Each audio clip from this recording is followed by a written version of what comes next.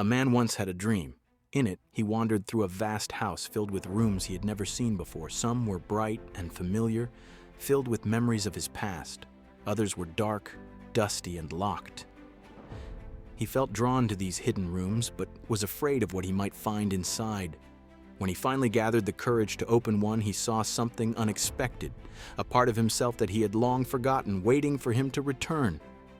Carl Jung, one of the most influential psychologists in history, believed that each of us lives in a similar house. The rooms we visit often are the parts of ourselves we accept, the roles we play, the traits we are proud of, the emotions we feel comfortable expressing. But the locked rooms hold something just as important, the parts of ourselves that we have ignored, denied, or buried deep within. He called this hidden part the shadow. From childhood, we are taught what is acceptable and what is not. A child who is praised for being polite may suppress their natural assertiveness.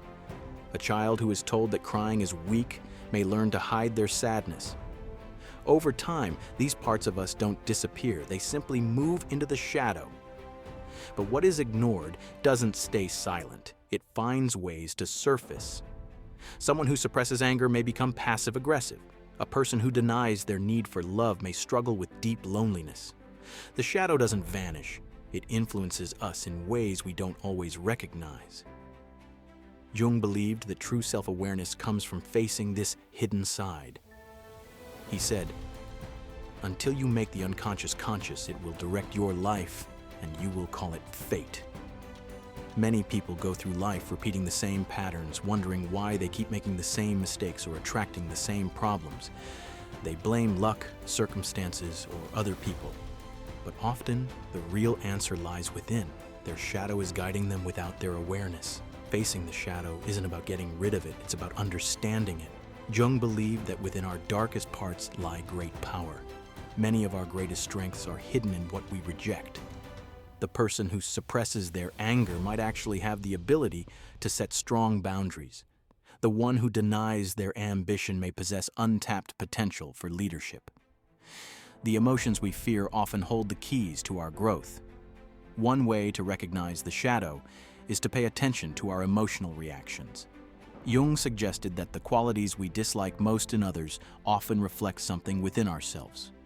If arrogance in others angers you, could it be that you have suppressed your own confidence?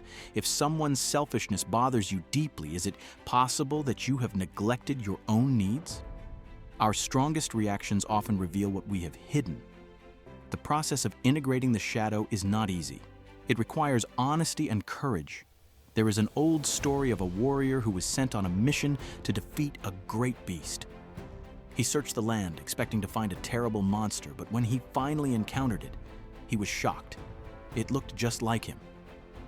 He realized that the battle was not against an external enemy, but against his own fears, doubts, and hidden desires. Instead of fighting, he chose to sit with the creature, to listen to it. In doing so, he understood it, and it no longer had power over him. Jung believed that this kind of self-exploration leads to individuation, the process of becoming a whole, integrated person. It means accepting all parts of yourself, not just the ones that are easy or pleasant. Many people spend their lives wearing masks, showing only what they think the world wants to see. But underneath, there is always something more. Jung wrote, "The privilege of a lifetime is to become who you truly are. The journey to self-awareness is not about perfection. It is not about fixing yourself, because you are not broken. It is about recognizing what has been hidden, understanding its purpose, and allowing yourself to be complete. When you do this, you no longer have to fear your emotions or be controlled by patterns you don't understand. You gain the freedom to make choices based on who you truly are, rather than who you were told to be." There is an old parable of a man who spent years searching for a wise teacher to answer his biggest question, "Who am I?" He traveled across mountains, through deserts, and across oceans. He met many teachers, but none gave him the answer he was looking for. Finally, he came across a mirror. He looked into it and saw his own reflection. Not just his face, but everything he had been running from. At that moment, he understood. The answer had been with him all along. Seeing your true self is not about finding a simple answer.